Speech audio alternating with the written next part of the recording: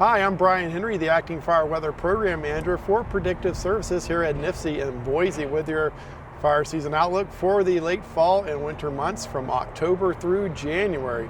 As we head into October, fire season has ended across the majority of the West except for California and except for portions of the Southeast, mainly Florida, Georgia, Alabama, and extending all the way north into the Appalachians. So as we go into the fall months, our primary focus this year is actually going to be on the Appalachians, where it's been much drier than average over the past several months.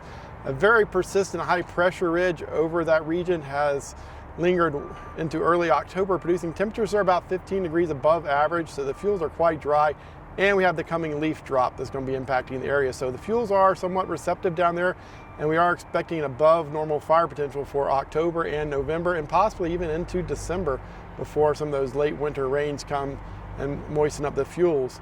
Looking west into California, it's Santa Ana season out there for those strong east winds that come down traditionally most years. This year we do have a slightly elevated potential in those middle and lower elevations across southern California due to the heavy fuel loading. However, during late September they did receive some wetting rainfall from the remnants of a tropical system, which helped alleviate the potential somewhat. Nevertheless, due to the heavy fuel loading, we are expecting some slightly elevated potential during the months of October and November. And then as we move into December, we look for a return to near average conditions for the remainder of the winter months.